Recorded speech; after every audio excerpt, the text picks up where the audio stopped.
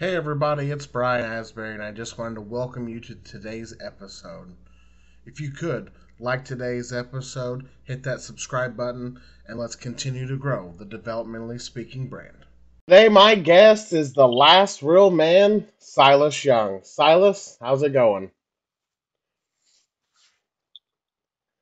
Well, I'm not doing too bad. I've had better days, but it's all right. You've had a hell of a travel this past weekend. Yeah, yeah, you could say that. For the second time in my 21 years of wrestling, I rode a bus to get to the show. I recently relocated out to Washington D.C. Um, I had some bookings back in the Midwest that when I took the bookings was kind of under the agreement that I'd be driving in or basically getting myself to the show.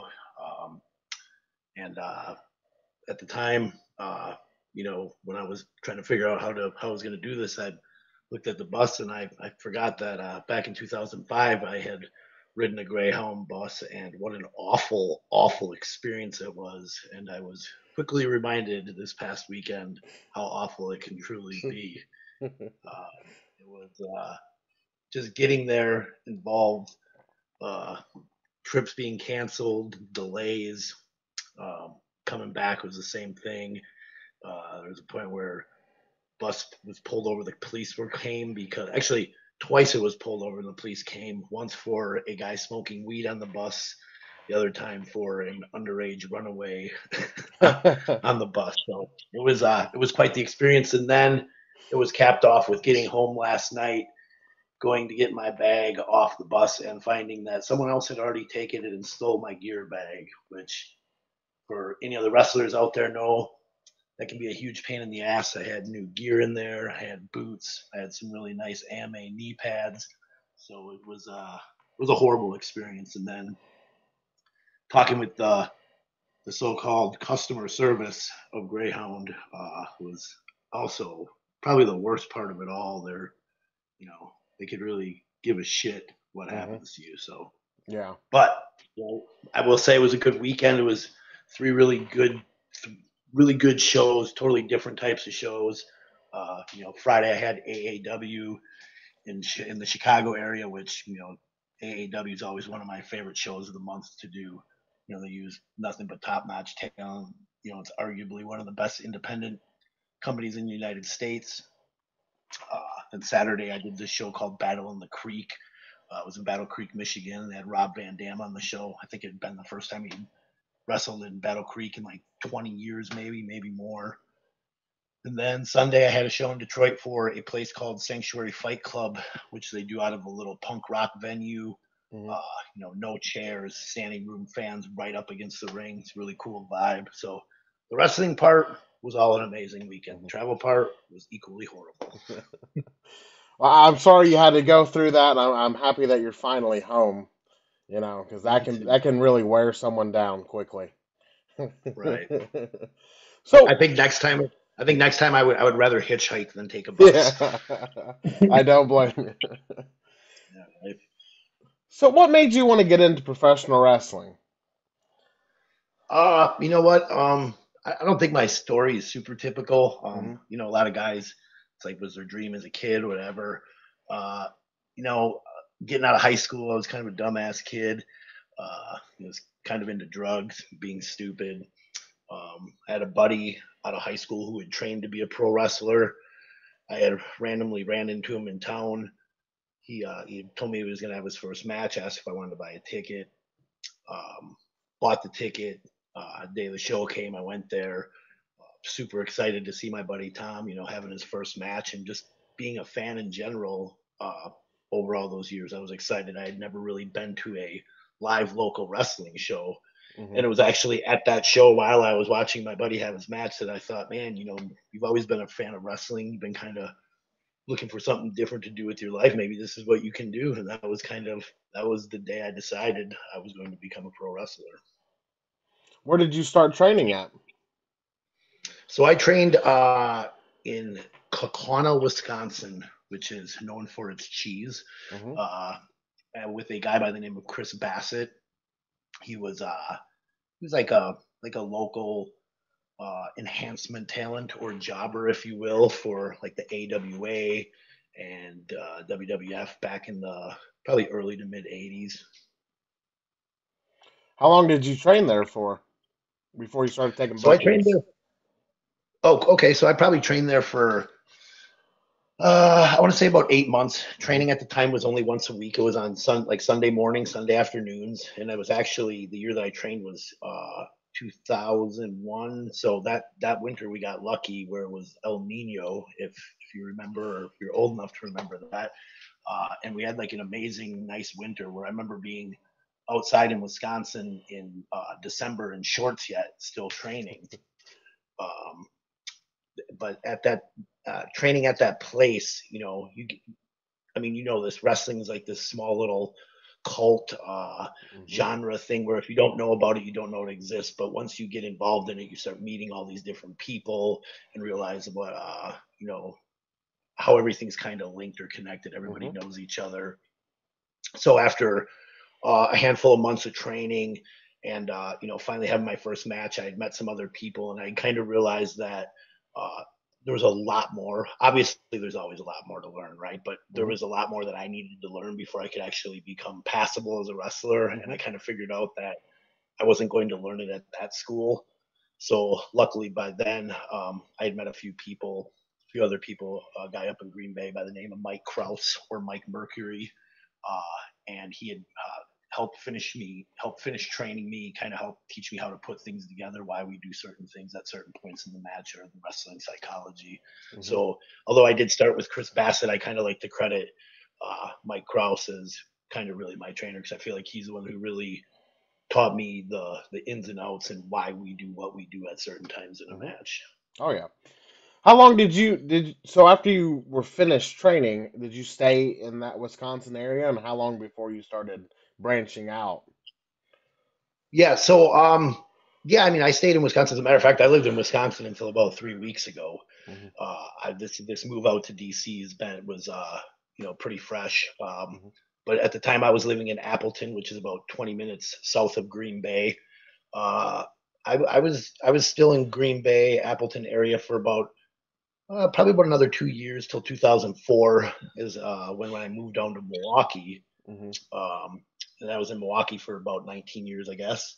Uh, as far as like reaching out and getting bookings, so I remember at the time, like starting out, guys like Punk and Cabana were real big guys, big names on the indies, and I kind of saw that what their format was they were going out and they were getting booked as many different places as possible. And I think I remember hearing at the time somewhere that that's really what you needed to do if you wanted to get better, if you wanted to make a name for yourself. You need to get out and you need to wrestle more places than just the two local companies that are around your area. So within a year of my first match, I had started making up VHS tapes at the time. That's how old I am. VHS tapes. I made VHS tapes, and I basically went online and found every independent wrestling promotion I could find that would have like a mailing address, or reach out and find a mailing address, and I just sent out tapes with pictures and a little type up about my history or my experience, and I sent them out to every promotion I could.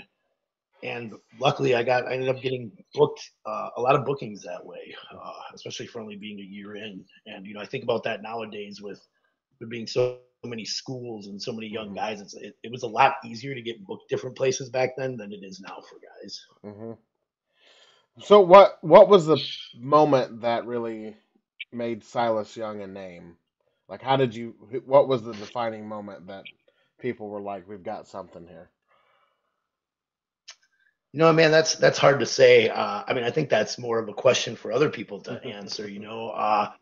I think I think for myself, I felt like I was really starting to get the hang of it. Maybe like a few years in. I think a lot of life and a lot of wrestling is perception, right? So Hmm.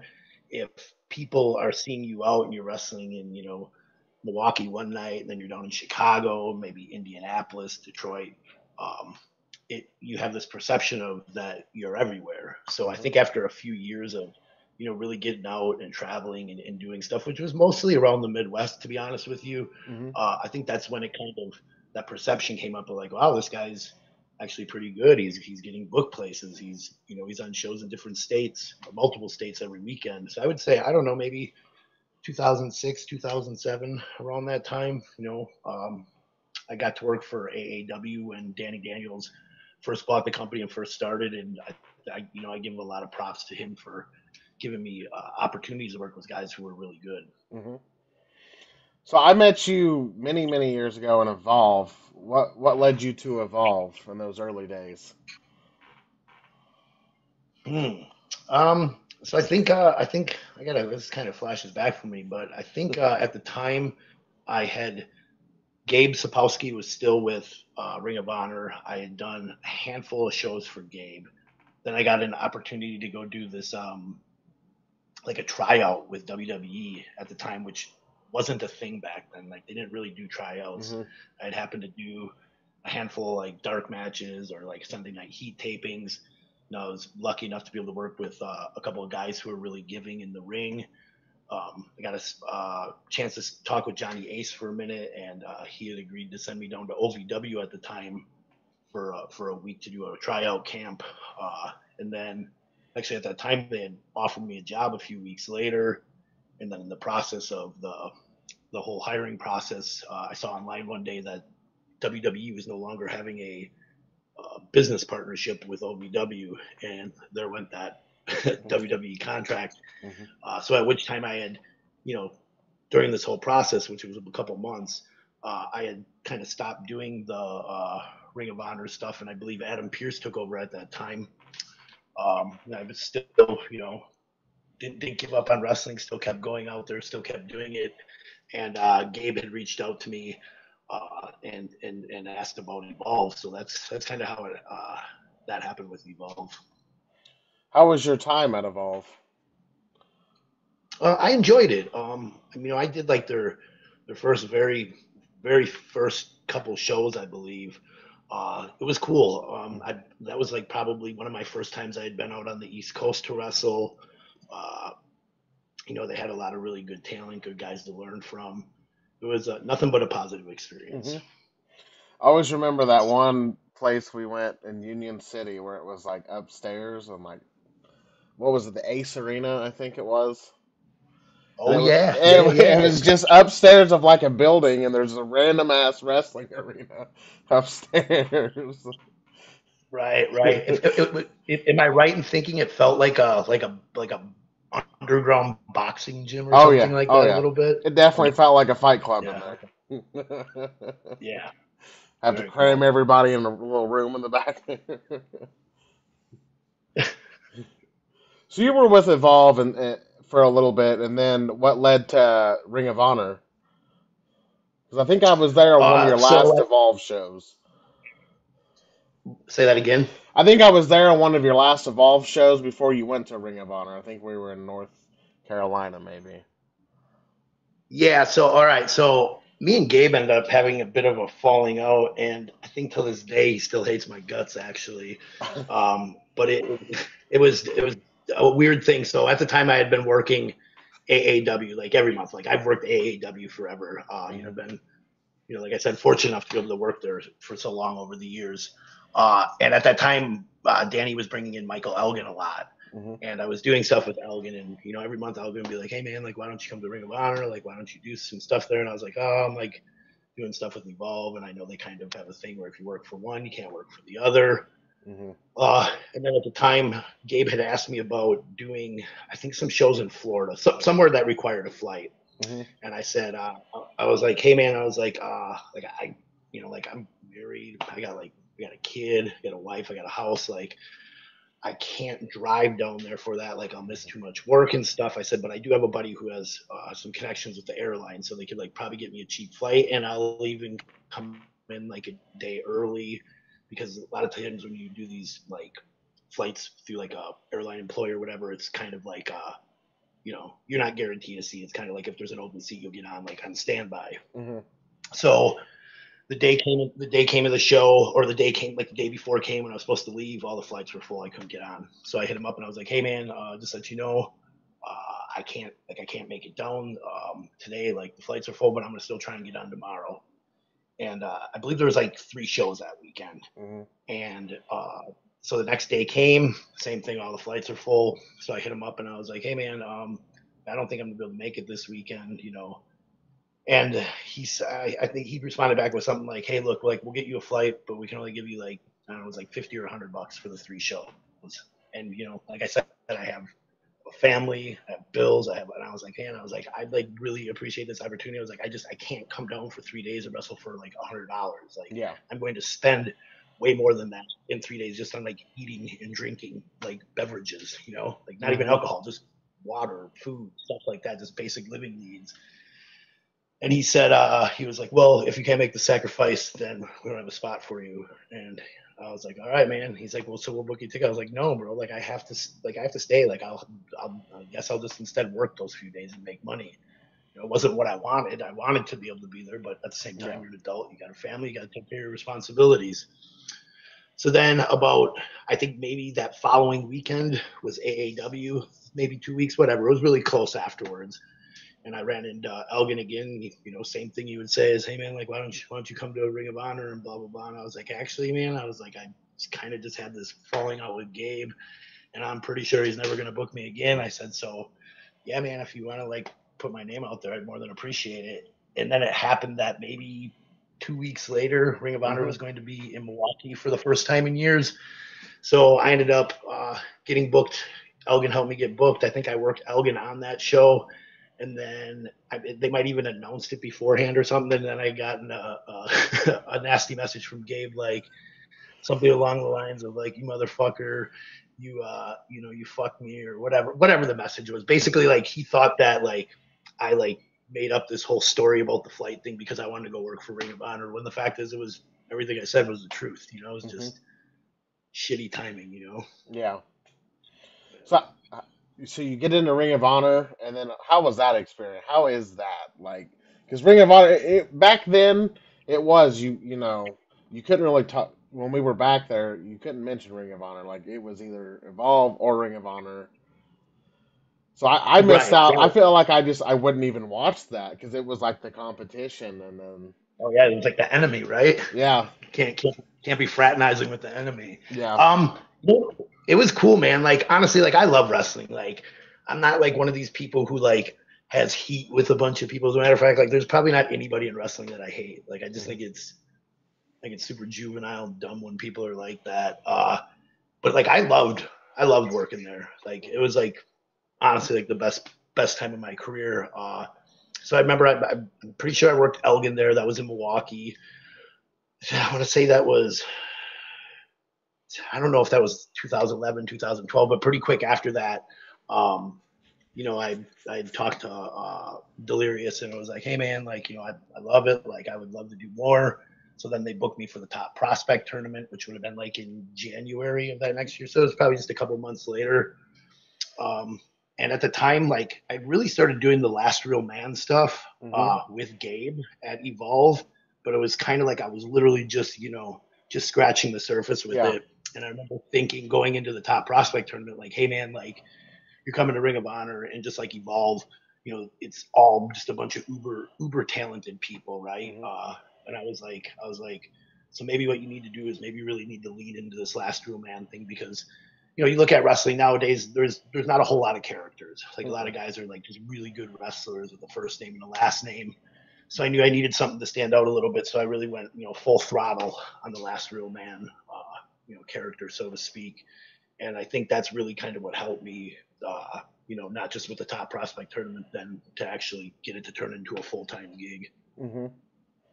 Is there any particular moments that stand out from Ring of Honor? Because I do remember you just started the last real man before you went. Like it was fresh, it was new. Yeah.